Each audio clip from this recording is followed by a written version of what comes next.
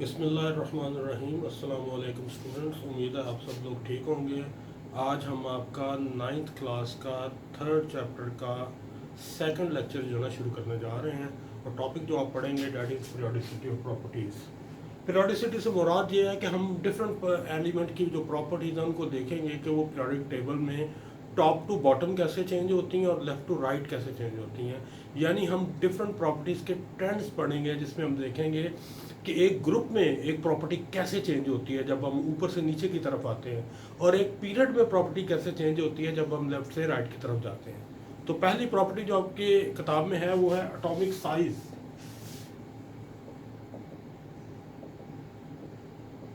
एटमों के जो साइज होते हैं वो कोई फिक्स नहीं होते। उसकी वजह यह है कि एटम का साइज आमतौर पर देखा जाता है न्यूक्लियस से लेकर उसके आउटर मोस्ट शेल तक का डिस्टेंस, लेकिन ये डिस्टेंस चेंज हो जाता है क्योंकि इलेक्ट्रॉनिक क्लाउड जो है वो फैल भी सकता है, वो श्रिंक भी हो सकता है।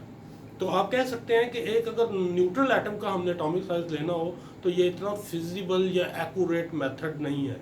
तो इसका बेहतरीन तरीका ये होता है कि हम दो जुड़े हुए एटमों का, जब दो एटम आपस में जुड़ते हैं, कोवलेंट बॉन्ड बनाते हैं, तो उनके न्यूक्लियस के दरमियान का डिस्टेंस हम निकाल लेते हैं। एक एटम फर्ज करें ये आपके सामने, ये उसका न्यूक्लियस है, दूसरा उसके साथ जुड़ा हुआ एटम ये है, ये उसका न्यूक्लियस है। जब दो एटम आपस में जुड़ जाते हैं तो इनके न्यूक्लियस का दरमियान जो डिस्टेंस है ये हम निकाल लेते हैं बाय एक्स रेज डाइफ्रैक्शन, और इसका जब हम हाफ कर देते हैं तो उसे कहते हैं एटॉमिक रेडियस। क्योंकि एटॉमिक साइज जो होते हैं ये आमतौर पर रेडियस की शक्ल में फाइंड किए जाते हैं, क्योंकि आपको पता है एटम गोल होता है और जितनी भी चीज़ें दायरे में होती हैं उनका जो है ना रेडियस आमतौर पर फाइंड किया जाता है। तो इसी वजह से एटॉमिक साइज को एटॉमिक रेडियस भी कहते हैं, इसे आप एटॉमिक रेडियस भी कह सकते हैं। और फाइंड करने का तरीकेकार मैंने आपको बता दिया है। जब दो एटम आपस में बॉन्डेड हों, एक दूसरे के साथ जुड़े हों, तो उनके न्यूक्लियस के दरमियान डिस्टेंस जो होता है उसे फाइंड कर लेते हैं और उसका हाफ कहलाता है एटॉमिक रेडियस। तो आप डेफिनेशन इसकी कर सकते हैं, एटॉमिक साइज की आप डेफिनेशन कर सकते हैं। The distance from the nucleus to the outermost shell is called atomic radius या एटॉमिक साइज। अब हमने ट्रेंड देखते हैं एक ग्रुप और एक पीरियड में एटॉमिक साइज किधर कैसे चेंज होता है। तो इसके लिए मैं आपके सामने एक ग्रुप रख देता हूँ, एक पीरियड रख देता हूँ। हम पहला ग्रुप ले लेते हैं हाइड्रोजन वाला। टॉप पे हाइड्रोजन है, उसके बाद लिथियम है, उसके बाद सोडियम है, उसके बाद पोटाशियम है, उसके बाद रुबीडियम है, फिर सीजियम है और फिर फ्रांसियम है।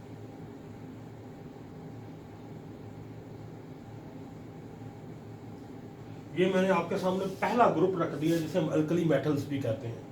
इसमें से सोडियम वाला जो है ना हम पीरियड भी ले लेते हैं। आप ऐसा करें, पहले हम इस ग्रुप को स्टडी कर लेते हैं। आप इलेक्ट्रॉनिक कॉन्फ़िगरेशन देखें जी। हाइड्रोजन की इलेक्ट्रॉनिक कॉन्फ़िगरेशन होती है 1s1, लिथियम की होती है 1s2 2s1, सोडियम की होती है 1s2 2s2 2p6 और 3s1, पोटाशियम पे आ जाता है 4s1 एंड पे, रुबीडियम के एंड पे 5s1, सीजियम के एंड पे 6s1 और फ्रांसियम के एंड पे 7s1। अगर आप इस इलेक्ट्रॉनिक कॉन्फ़िगरेशन पर गौर करें तो आप देखें कि हर नए एलिमेंट पे, जब हम एक एलिमेंट से दूसरे एलिमेंट पे जा रहे हैं तो एक नया शेल इंक्रीज हो रहा है। मसलन हाइड्रोजन का आउटरमोस्ट शेल है पहला, लिथियम का आउटरमोस्ट शेल है दूसरा, सोडियम का आउटरमोस्ट शेल है तीसरा, पोटाशियम का चौथा, रुबीडियम का पांचवा, सीजियम का छठा और फ्रांसियम का सातवां। इसलिए आप कह सकते हैं कि एक ग्रुप में जब हम ऊपर से नीचे आते हैं तो हर नए एलिमेंट पे एक नया शेल ऐड होता है, और जब एक नया शेल ऐड होगा तो ज़ाहिर है आउटर मोस्ट इलेक्ट्रॉन का न्यूक्लियस से डिस्टेंस बढ़ जाएगा। तो दूसरे अल्फाज में आप ये कह सकते हैं कि एक ग्रुप में जब हम ऊपर से नीचे की तरफ आते हैं तो एटॉमिक साइज इंक्रीज करते हैं। ये एक ग्रुप में जब आप ऊपर से नीचे आएंगे तो हर नए एलिमेंट पे नया शेल ऐड होगा जिसकी वजह से साइज इंक्रीज हो जाएगा। तो ये एटॉमिक साइज का ट्रेंड है एक ग्रुप में। अब हम आते हैं एक पीरियड में। मैं सोडियम वाला पीरियड लूंगा, ये आपके सामने लिखे हुए हैं।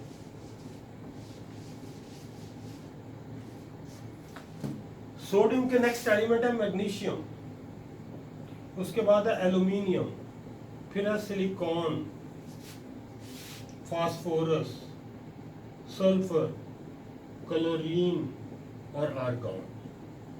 ये मैंने तीसरा पीरियड ले लिया है सोडियम वाला।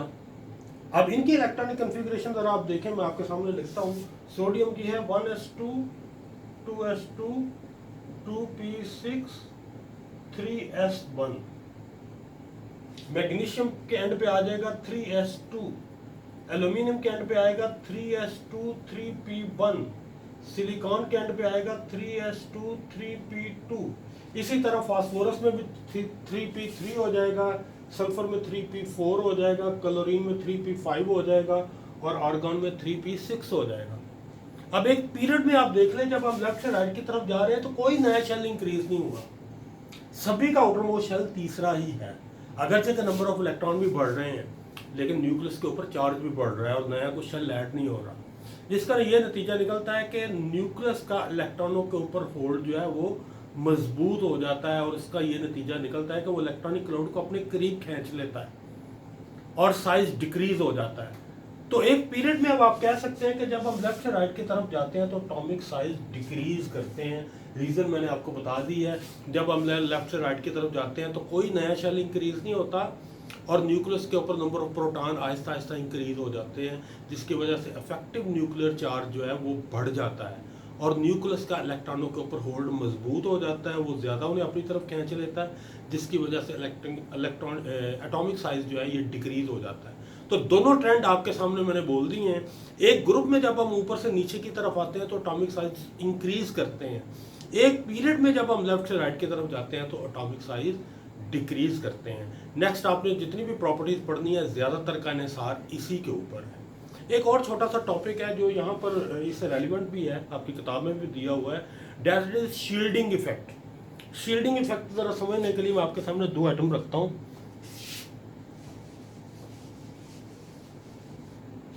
एक आप छोटा कोई एटम ले लें, एक ज़रा साइज में बड़ा एटम लें। एक ये न्यूक्लियस है और ये ऑर्बिट है, ये एक एटम है। एक एटम ज़रा आप बड़ा ले लें,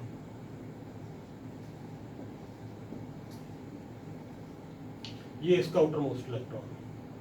आपके सामने मैंने दो एटम रखे हैं, एक साइज में बहुत छोटा है, एक साइज में काफ़ी बड़ा है। जब एटम का साइज ज़्यादा हो जाता है तो न्यूक्लियस और आउटर मोस्ट इलेक्ट्रॉन के दरमियान में शेल भी आते हैं और इलेक्ट्रॉन भी आते हैं। ये शेल और इलेक्ट्रॉन न्यूक्लियस और आउटर मोस्ट इलेक्ट्रॉन के दरमियान जो अट्रैक्शन है उसको कमज़ोर कर देते हैं। इस फिनोमेनन को हम कहते हैं शील्डिंग इफेक्ट। आपने पढ़ा हुआ है कि एक ग्रुप में जब हम ऊपर से नीचे की तरफ आते हैं तो एटॉमिक साइज इंक्रीज करते हैं। दूसरे अल्फाज में आप कह रहे हैं कि शील्डिंग इफेक्ट बढ़ रहा है जब एक ग्रुप में आप ऊपर से नीचे की तरफ आते हैं। और ये भी एक रीज़न है, न्यूक्लियस का आउटर मोस्ट इलेक्ट्रॉन के ऊपर होल्ड या अट्रैक्शन कमज़ोर हो जाती है, जिसकी वजह से इलेक्ट्रॉनिक क्लाउड फैल जाता है और एटॉमिक साइज इंक्रीज हो जाता है। तो एटॉमिक साइज के इंक्रीज होने की ये भी एक रीज़न है, शील्डिंग इफेक्ट। शील्डिंग इफेक्ट होता है न्यूक्लियस और आउटर मोस्ट इलेक्ट्रॉन के दरमियान जो शेल और ऑर्बिट इलेक्ट्रॉन्स आते हैं, ये न्यूक्लियस और आउटर मोस्ट इलेक्ट्रॉन के दरमियान जो अट्रैक्शन होती है उसको रिड्यूस कर देते हैं, कमज़ोर कर देते हैं। इस फिनोमेनन को हम कहते हैं शील्डिंग इफेक्ट। एक पीरियड में आपने अभी देखा है थोड़ी देर पहले कि जब हम लेफ्ट से राइट की तरफ गए हैं तो शील्डिंग इफेक्ट पे कोई ख़ास फ़र्क नहीं पड़ा, क्योंकि आउटर मोस्ट शेल तीसरा ही रहा है। अगर कोई नया शेल आता तो यकीनन शील्डिंग इफेक्ट जो है वो उसका कोई इफेक्ट होता है, लेकिन जब हम इधर से इधर की तरफ जा रहे हैं तो शील्डिंग इफेक्ट का कोई ख़ास असर नहीं है। तो शील्डिंग इफेक्ट का मैंने आपको ट्रेंड भी बता दिया है। ये एक ग्रुप में ऊपर से नीचे की तरफ इंक्रीज करता है और लेफ्ट से राइट की तरफ ये कांस्टेंट रहता है, क्योंकि नया शेल चेंज नहीं होता। अब मैं नेक्स्ट प्रॉपर्टी की तरफ जा रहा हूँ, that is ionisation energy.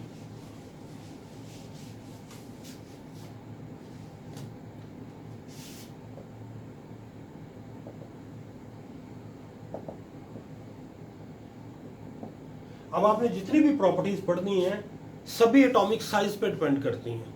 Atomic size का ट्रेंड आपने देख लिया है, मैं रिवाइज भी कर देता हूँ। एटॉमिक साइज एक ग्रुप में जब हम ऊपर से नीचे की तरफ आते हैं तो एटॉमिक साइज इंक्रीज करते हैं, और जब हम लेफ्ट से राइट की तरफ जाते हैं एक पीरियड में तो एटॉमिक साइज डिक्रीज करते हैं। आयोनाइजेशन एनर्जी की पहले हम डेफिनेशन पे बात कर लेते हैं। किसी भी एटम के आउटर मोस्ट शेल से एक इलेक्ट्रॉन निकालने के लिए जितनी एनर्जी की ज़रूरत होती है, that is called ionization energy. Ionization energy is the minimum amount of energy required to remove an electron from the outermost shell of an atom. यानी किसी भी एटम के आउटर मोस्ट शेल से एक इलेक्ट्रॉन निकालने के लिए हम जितनी एनर्जी उस एटम को देते हैं, that is called ionization energy. अब आपके सामने ये एग्जांपल बनी हुई है, दो एटम है आपके सामने, एक का साइज छोटा है, एक का साइज बड़ा है। इसका आउटर मोस्ट इलेक्ट्रॉन न्यूक्लियस के करीब है, यानी ये न्यूक्लियस के अट्रैक्टिव फोर्सेस के होल्ड में है।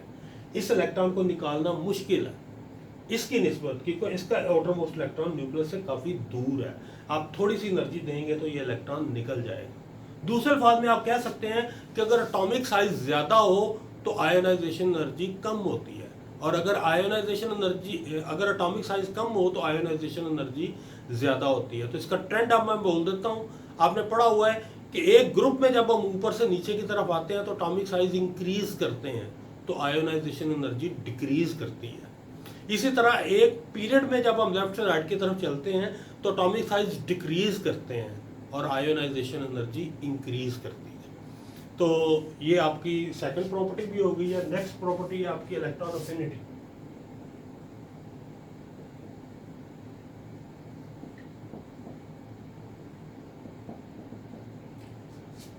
इलेक्ट्रॉन अफिनिटी जो है ये एग्जैक्टली उलट है आयोनाइजेशन एनर्जी का।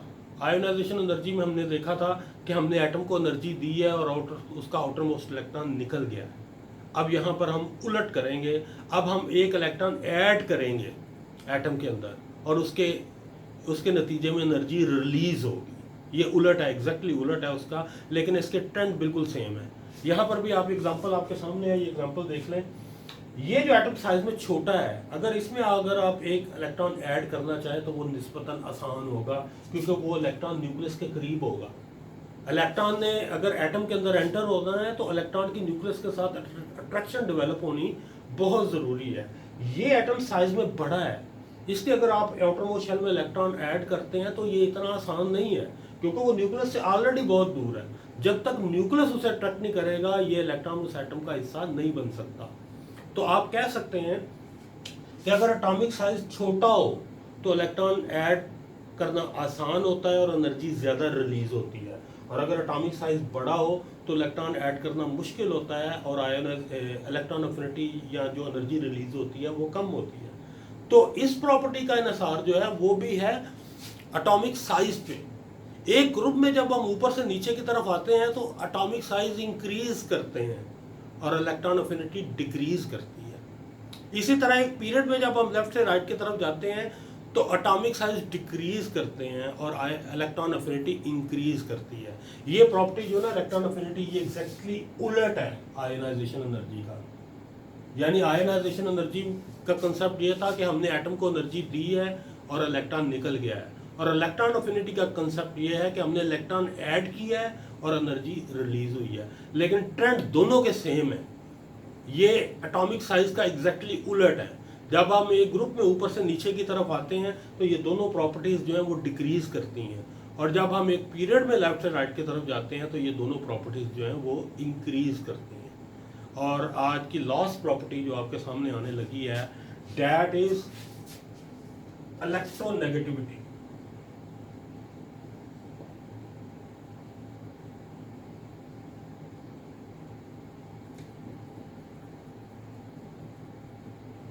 पहले आप ये देख लें कि इलेक्ट्रोनेगेटिविटी होती क्या है, फिर हम इसका जो ट्रेंड है वो हम देखेंगे कि ये एक ग्रुप में और एक पीरियड में ये कैसे चेंज होती है। अगर दो एटम आपस में बॉन्डेड हो, एक दूसरे के साथ जुड़े हुए हो, बाइकोवलेंट बॉन्ड, तो दोनों एटमों के दरमियान आपको पता है शेयर्ड इलेक्ट्रॉन पेयर होता है। ये जो शेयर्ड इलेक्ट्रॉन पेयर है हर एटम इसे अपनी तरफ खींचता है। ये जो शेयर्ड इलेक्ट्रॉन पेयर को अपनी तरफ खींचने की सलाहियत होती है, that is called electronegativity. The ability of an atom to attract the shared electron pair between them is called electronegativity. अब ये जो प्रॉपर्टी है इसका इन्हिसार भी एटॉमिक साइज पे होता है। मसलन ये फर्ज करें ये दो एटम हैं, दोनों ने आपस में बॉन्ड बनाया हुआ है और ये इनके दरमियान शेयर्ड इलेक्ट्रॉन पेयर मैं यहाँ पर शो कर देता हूँ, ये शेयर्ड इलेक्ट्रॉन पेयर है।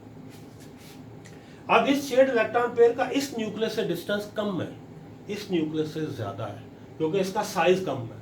तो अगर एटम का साइज कम होगा तो ये न्यूक्लियस ज्यादा इस इलेक्ट्रॉन पेयर को अपनी तरफ खींचेगा इसकी निस्बत। दूसरे अल्फाज में आप ये कह सकते हैं कि अगर एटॉमिक साइज कम हो तो इलेक्ट्रोनेगेटिविटी ज़्यादा होती है, और अगर एटॉमिक साइज ज़्यादा हो तो इलेक्ट्रोनेगेटिविटी कम होती है। यानी इस ट्रेंड का, इस प्रॉपर्टी के ट्रेंड का अनुसार भी एटॉमिक साइज पर है। एक ग्रुप में आपने देखा हुआ है कि जब हम ऊपर से नीचे की तरफ आते हैं तो एटॉमिक साइज इंक्रीज करते हैं, तो इलेक्ट्रोनेगेटिविटी डिक्रीज करती है। इसी तरह एक पीरियड में जब हम लेफ्ट से राइट की तरफ जाते हैं तो एटॉमिक साइज जो है डिक्रीज करते हैं और इलेक्ट्रोनेगेटिविटी इंक्रीज करती है।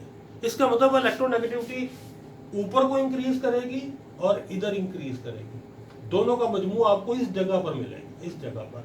और अगर आप पीरियोडिक टेबल पर गौर करें तो सबसे ज़्यादा इलेक्ट्रोनेगेटिव एलिमेंट जो होते हैं पीरियोडिक टेबल के, वो टॉप राइट कॉर्नर पे होते हैं। और हकीकत भी यही है, दुनिया में सबसे ज़्यादा इलेक्ट्रोनेगेटिविटी फ्लोरीन की है और ये टॉप राइट कॉर्नर पर मौजूद है। पीरियोडिक टेबल अगर आप देखें अपनी कॉपियों के अंदर, बुक्स के अंदर से, तो आप देखेंगे टॉप राइट कॉर्नर पर फ्लोरीन मौजूद है और ये सबसे ज़्यादा इलेक्ट्रोनेगेटिव एलिमेंट है। तो स्टूडेंट्स, ये आपका चैप्टर ख़त्म हो गया है, तो इसे आप पढ़िएगा। अगर आपको के ज़हन में कोई क्वेश्चन पैदा हो तो आप मुझे फ़ोन भी कर सकते हैं।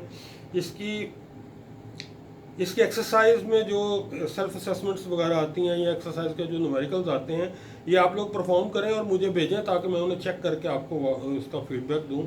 आज का लेक्चर आपका इधर तक ही है। हम फर्दर कोई इशू हो अगर आपको तो आप मुझे बताइएगा, तो हम आपको नया लेक्चर बना के उसकी वीडियो भी आपको भेज देंगे। Thank you.